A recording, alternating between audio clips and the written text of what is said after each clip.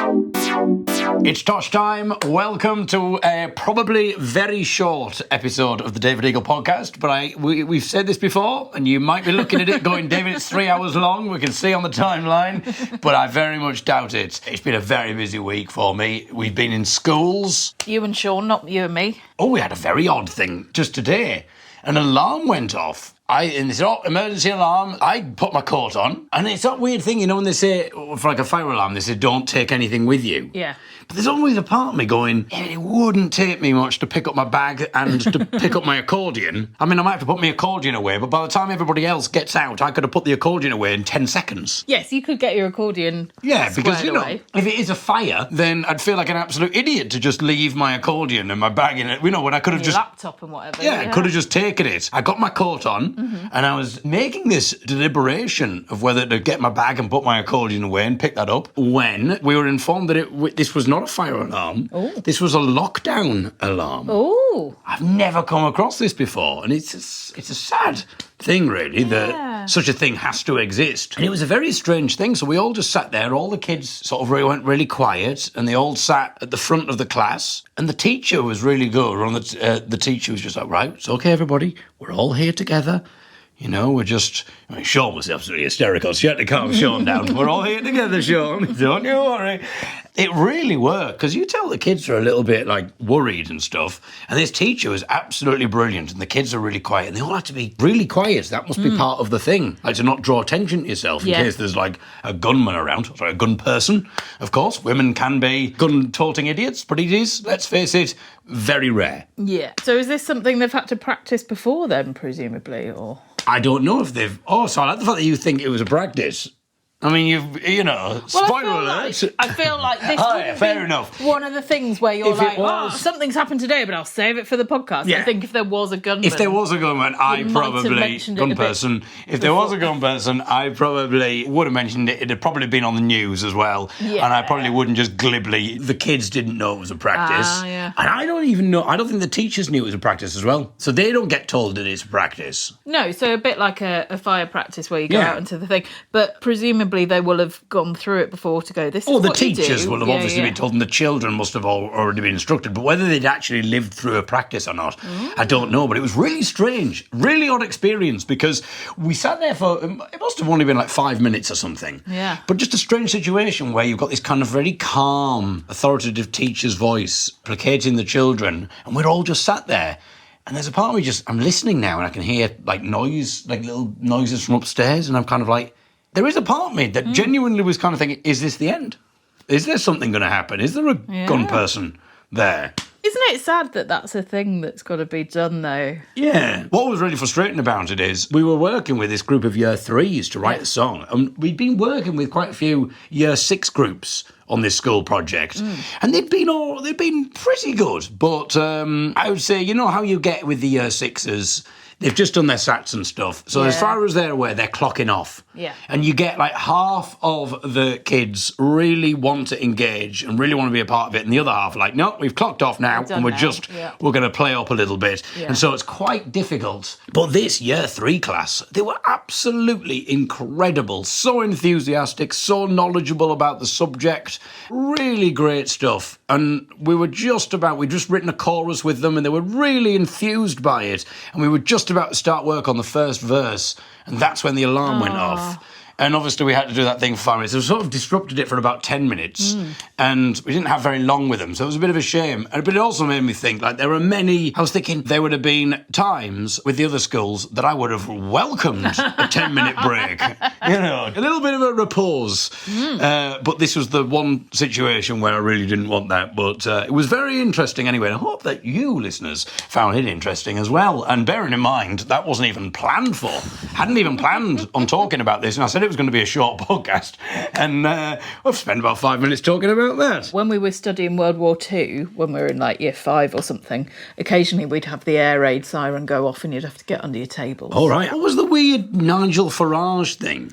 Where they had, it was before Reform, maybe like UKIP, but they had some kind of party, and it was like some war thing with like a patriotism thing, and they had air raid sirens or something. Let's have a look. Yeah, I'm sure everyone's remembered Nigel this. Farage criticised over World War II sirens at Birmingham rally. This was in 2019. He's come under fire for using air raid sirens and blackout as he appeared on stage at his Big Vision rally. Blackout is somewhat unfortunate, bearing in mind. No, you're right. Blackout, everybody. I said blackout.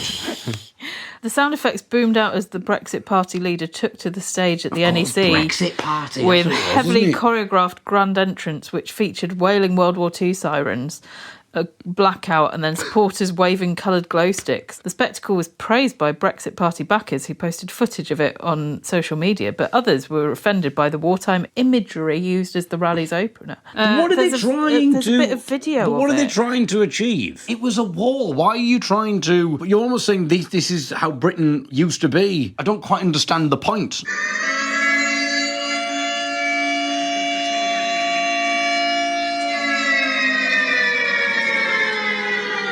Ladies and gentlemen, please welcome to the stage leader of the Brexit Party, Nigel Farage.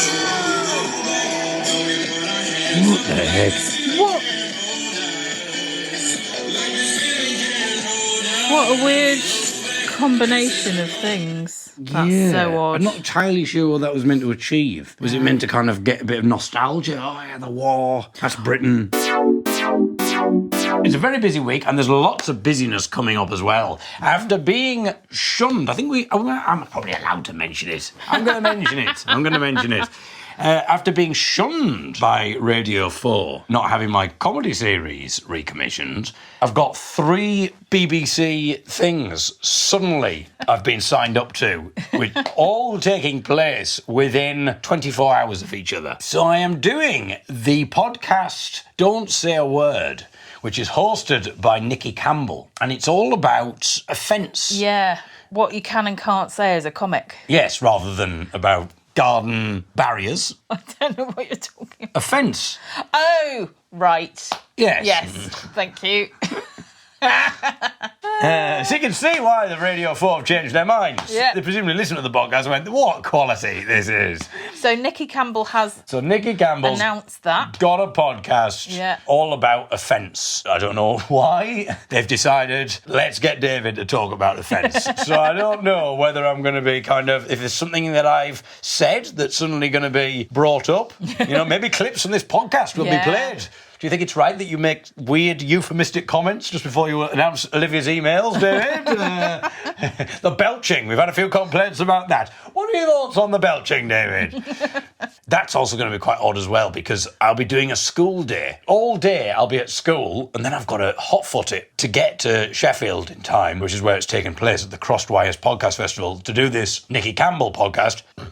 Oh, there it was. It's like you conjured it. I don't think Nicky will be playing that one out, though. No. He'll go for the one from a couple of weeks back. Then, after that, I have been asked to do, and indeed I'm doing, a stand-up show that is taking place at the festival in Sheffield, and that is being recorded for BBC Radio 4, which will be broadcast near to Christmas time on Radio 4. It's called Best of Stand-Up or something. So apparently I qualify specials as Best of Stand-Up. So there we go. So that's going to be quite a packed day. And then in the morning, the next morning, I am then doing another BBC Radio 4 programme. I am taking part in Loose Ends. Back on Loose Ends again, only this time not with a band, but Maybe by you'll myself. get a microphone this time. Oh yeah, last time I had to shout from across the other side of the room. So we just have talked about this. I definitely put it on the website, but when we did the Loose Ends with Jason Donovan and Patrick Grant, they didn't have enough microphones. I definitely talked about this. Didn't have enough microphones, so Sean had the microphone, and then they just positioned me and Michael at the other end. But they said, "Oh, but please do contribute."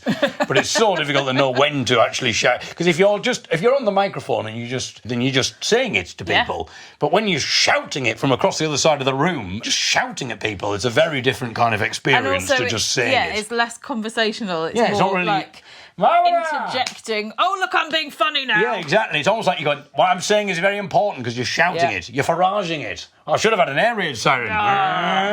Just to announce it. So yes, I shall be doing Loose Ends, hosted by the wonderful comedian Kiri Pritchard McLean. Yeah, it's quite a good podcast festival. I'm going to see the stuff that you're in, and also Dead Ringers, And in our time, Music in the Mind, Sarah Cox's book club, and also Sarah Pascoe and Cariad Lloyd's podcast as well. But we've not got the David Eagle podcast taking part. But now I've got the BBC Radio 4 hat-trick here. Yeah. Surely next year we do a live The David Eagle podcast. So with they do. Olivia comes on stage to a theme music. And, do you want an air raid siren, Olivia? Olivia! Claire comes on to hold up a yellow card every time you talk over me, but you can't see it, so it doesn't matter. Well, that's something to do next year. Yeah. So things will be going up. We'll start small. We'll go for BBC Radio 4. Yeah. And then we'll work our way up to the David Eagle podcast. Live. We've had some comments about your story, David. We've had some comments about the story. So we are going to do part 2 of my... I called it on the description my fantasy novella. Ooh. I'm not entirely sure how big a novella has to be. I don't think it's going to necessarily live up to that. And also, I'm assuming it's the fantasy genre, just based on the chapter titles and what's gone so far. We'll do a very quick recap of this story that I wrote when I was 9. And then we shall do part 2 of the story of the Brain King. But before we get to that, we've had a bit of feedback. But before we get to that, how's the Facebook group? The David Eagle Podcast Private Members Facebook group.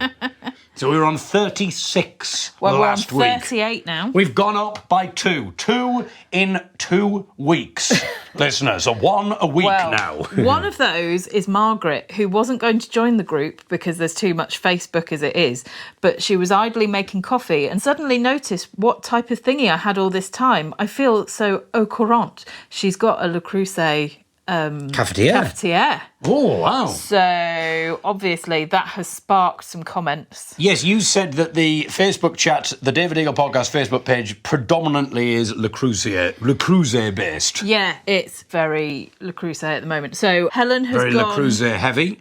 That's because of the iron. Yes. Helen has gone on quite a You ever that Radio 4? You see why they changed their minds.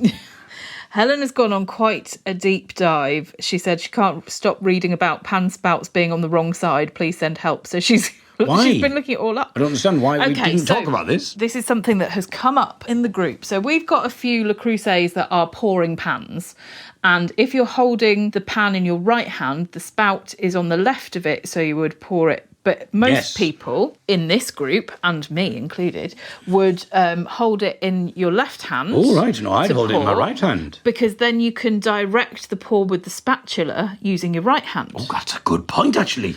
Now I've thought about this. Oh. I would hold it in my right hand, but now you're adding a spatula into the equation. Yeah. I'd hold the spatula. I want to hold my spatula in my right hand. Yeah.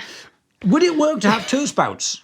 2 spouts would be a luxury. Well, David, funny you say that because you haven't seen what's going on in the chat. People made the 2 spouts would be a luxury joke. No, they haven't made a joke, but... Of course not. You leave that to me, everybody. Don't you worry your pretty little heads about the jokes. I'll do that. Helen has been on a mega deep dive and she's found the US Homesteading for Beginners off-the-grid OklahomaHomesteader.com. Why saucepan spouts usually on the left? So there's a lot of discussion about that. She was at some point feeling that this was a bit of a problem. Olivia's apologised for setting this off because she put something... Helen's put, we've stumbled on something massive. This is not just us.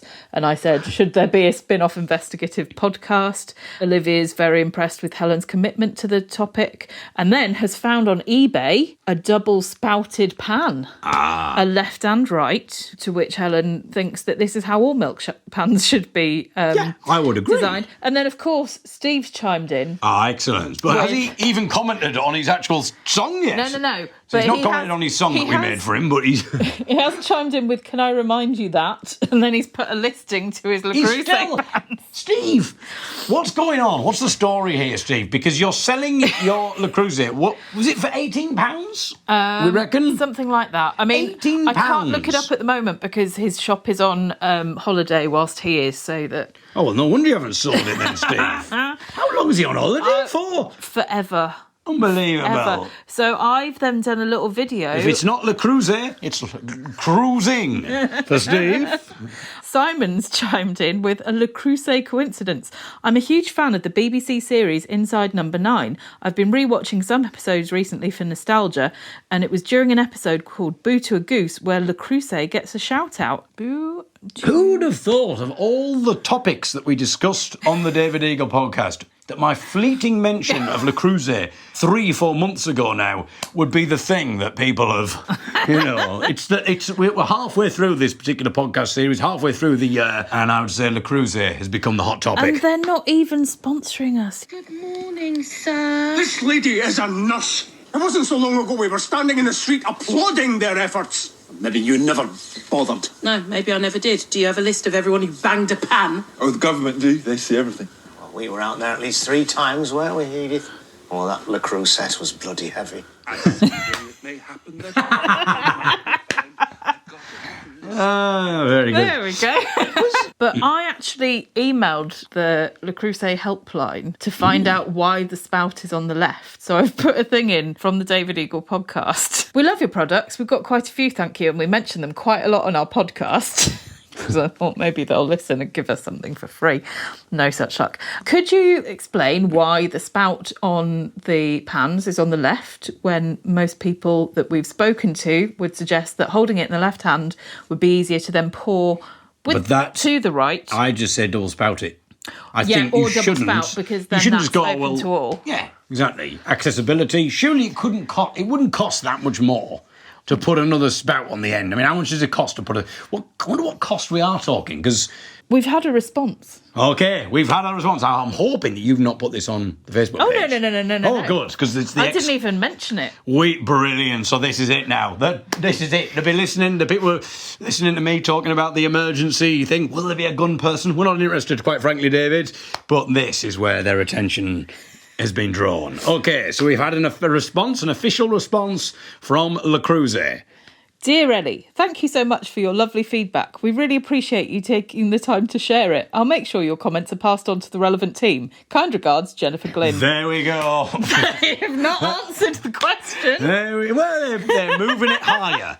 Jennifer Glynn, you can't expect her to answer such a question. It has to be taken up to a higher level. We have 38 people on the Facebook group, of which one is Ellie. So we have 37 other people. Is 37 enough? Is 37 enough? If you all message Le Creuset, just give that email address out there for people. Well, if you go on the Le Creuset website, there's a form you fill in and it goes straight to the helpline. So you've got to fill out a form. I know that can be a bit arduous, perhaps, but if you do that, we may get answers. It's not even a case of getting answers, it's a case of making change happen. And if we can get 37 people on it, all of a sudden they've got this influx of people. Imagine if this is our legacy. By the end of the year, as we culminate the podcast series, I don't know what we're doing with the podcast at the end of the year, but obviously we know next year we're going on the road with the podcast to BBC Sheffield, doing the Sheffield Podcast Festival. Ben's house. We get your house tidy. Spikes. But one of our great legacies will be at Christmas. We'll get someone on the phone from Le Creuset, and they will announce that going forward, two spouts. All pans, 2 spouts. Yes. Brilliant. Maybe we could do the grand unveiling. The 2-spouted Le Creuset at 2 spikes. So it's all coming together. And you think, David, how are you going to achieve this? If you think about what we've achieved so far, and we've only just got the ball rolling here. Yeah. We're only into June. There's still another 6 months to go.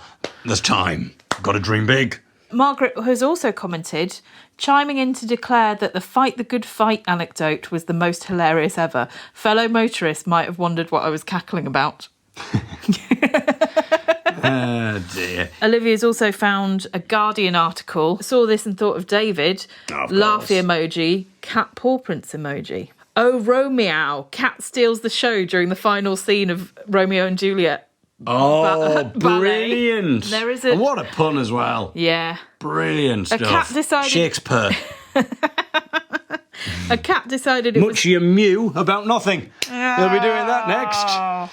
A cat decided it was the main character during the final scene of Romeo and Juliet performance by the Imperial Russian Ballet Company in Turkey. The cat had a lie down, licked itself and played with Romeo's hair. As the performers kept going with their performance undeterred while onlookers chuckled. Scene. Yeah, we've got a video. It's the suicide scene. Yeah, spoilers. Romeo and Juliet, 500-year-old play. So the cat, is lying next to Romeo's head. The cat's now pawing at Romeo's head like this. Juliet's dragging Romeo along the floor by his feet. The cat's gone, I was playing with that, and has now pounced on Romeo's arm. Juliet's thrown herself onto Romeo's body. Is all sad. The cat's now got up onto a platform.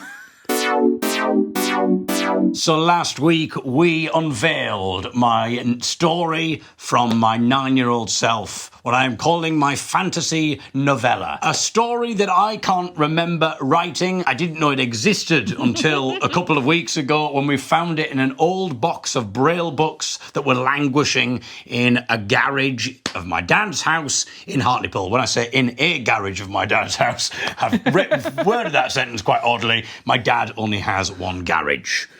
But before we get to part 2 of our exciting story, the story of the Brain King, it's time to read some of your comments about the story of the Brain King. I was a little bit disappointed at first, because I did say to Ellie, has anyone messaged about the story of the Brain King? And 3 days after the podcast release, nobody had. But she said, no, but everyone's talking about Le Creuset. And I just thought, oh, come on, people, this is ridiculous. You put the effort in as a 9-year-old. Yes. I mean, I do like that, the fact that I wrote something when I was 9, how you can create something as a child, and then that feeds content 30 years later. You're then using. It's a gift from your past self. Claire has emailed, another great podcast. Please keep up the hard work. Well, what a wonderful imagination you had as a child, David. I know, Claire. Where did it all go wrong? The humour has matured, rightly, but the imagery hasn't, thankfully. Great story so far and looking forward to the next instalments. Type a code into the right bit of the net and the item or person is brought to you. Love it. Might manage a conversation with my brother more than once every 3 months or so. And Olivia, thank you, Claire. Olivia says, really enjoyed the first chapter of the story of the Brain King. Loved your idea of what the internet was and could do. I don't think I'd even heard of the internet in 1994, so you were doing quite well. We didn't get it in our household until 1998. Glad the dog was okay in the end, smiley face dog paws. Looking forward to the next chapter. So let's just quickly recap then. There are 2 characters, really. There is myself. In the story, I'm just referred to as I. I don't even think I've got a name. Oh, no. In the story. And there is my friend Marisa. And we are living with an old man because my parents have gone away with Marisa's brother.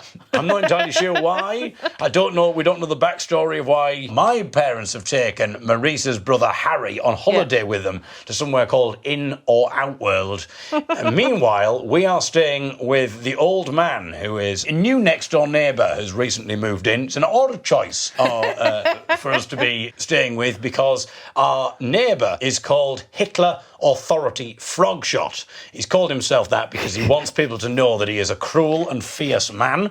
He also beats his dog. So that's who my parents have elected to look after us. So Marisa and I are living together. Yes, we managed to locate Mr. Frogshot's lost dog because we typed in a special code on the internet and dragged the dog to safety. So that's where we left things. But right now, it's time for the second part of the story of the Brain King.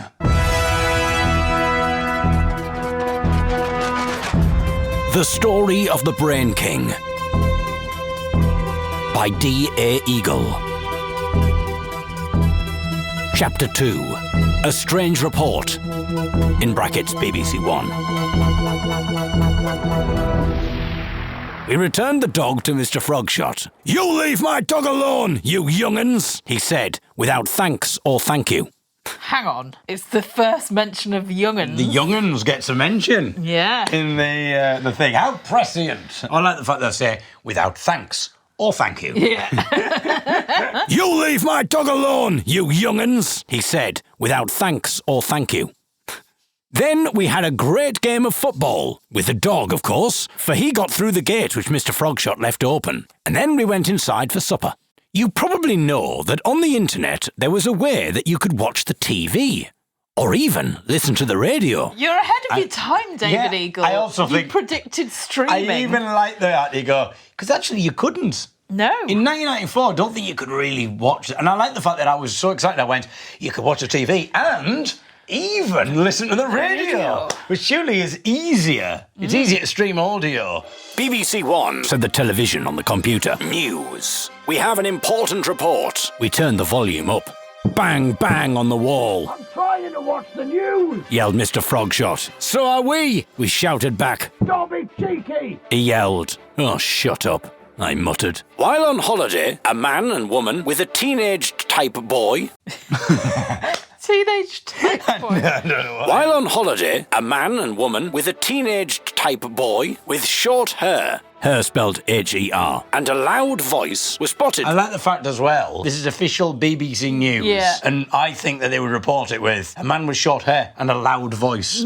As if that would ever be described. While on holiday, a man and woman with a teenage-type boy with short hair... Her spelled H-E-R. And a loud voice was spotted playing on machines in the amusement centre when they got caught in an electric mist that carried them into the machine and onto the screen. This took place in In or Out World. Harry, said Marisa. Mum, I said. Dad. Chapter 3, Level 2. Who are you? The music played loudly on the computer, and the screen said, Who are you? Level 2. A voice came from the speakers, and a strange man with a white and red tunic was on the screen. I am the double-decker, rubble-spunked, up-tidy, rum-diddy-yum, sprum, grunt-eamer tack, but you may call me Hairy Toe, if you like, because my name is very long. It is, I said, with disbelief. But Marisa felt the same way too. I am not very good with human ways. I want to tell you something very important. Your mum and dad are lost in the internet. Don't ask me why, but they are. Yeah, I don't want to get into any plot. Yeah, don't have to worry about it. Ah, now the hairy toe. The hairy toe gets a mention. Explained a bit. Okay. Also, I like the fact that this strange man appears on the screen. Yeah. And our first response, he does all this nonsense. He goes, you can call me Hairy Toe. It's very strange, because my name is very long. And our first thing is, yes, it is.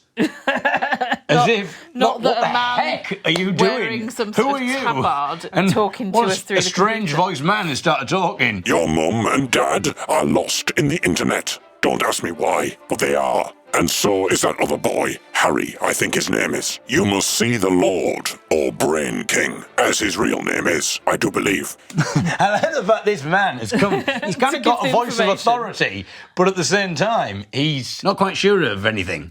Yeah. Harry, I think his name is, if I remember rightly. You must see the Lord, or the Brain King, as his name is, I do believe. Probably.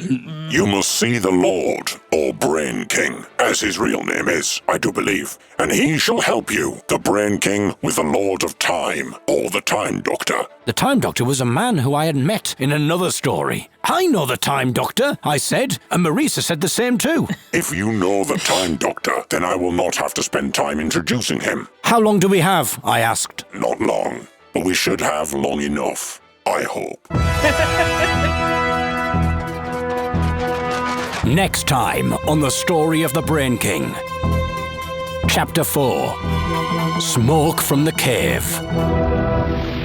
Well, it is moving along apace. Yes. We must be only enthralling. 5 or 6 minutes, really, into the story. And there's already chapter 4. A lot is going on. New characters. A quest happening, because presumably we've got to go and talk to the Brain King and find out how to rescue the family. It was quite an odd thing when I was starting to read it, and I was like, I don't know what happens. I can't really exercise any quality control here.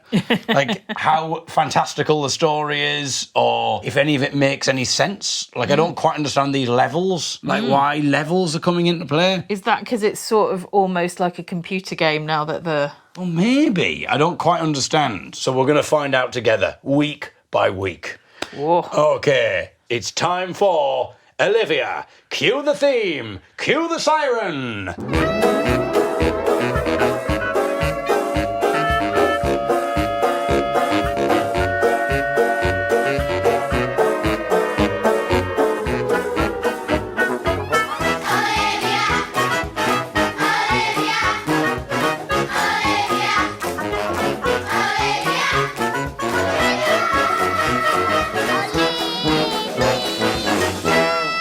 Hi, David and Ellie. Thank you for another fabulous podcast. Thoughts this week. Loved the Born Slippy Dvorak mashup. Wasn't really a huge fan of either to start with, despite seeing the violin concerto in A minor at the proms. Despite seeing the violin concerto in A minor at the proms. It's also second toughest in the infants, right? Underworld, the album is very good as well, Olivia. Continue. At the Royal Albert Hall back in 2014, which was also my first time experiencing a concert from a box. Brilliant. However, the mashup works very well. Smiley laughy emoji. The story about your reading at church resonates me as a regular reader on our church readers' rota. Did you remember? That's a bit of a tongue twister there, I think Olivia. I added in an extra reader. A regular reader on our reader's rota. It's a regular... I'm the regular reader in the reader's rota. But who on the reader's rota reads most regular? Anyway, continue. I added in a reader in that, so and that maybe made it if we more want of to a... talk about regular in the sort of toilet habits, I'm a regular reader of the reader's rota. The reader's rotas, maybe the readers on the reader's rota were given, I was going to say prunes, because that would keep you regular, but I didn't have radishes. If radishes kept you regular, that would be good. Rector rotas the reader's Yeah, rota. the rector rotas the reader's regular's reader's rota. Now, if it was radishes, that would be better, but I don't know if radishes do keep you regular. We need to Google that. Oh, okay. Ask if radishes are good. Presumably they got fibre in there. Why don't you ask Google? Google, do radishes keep you regular?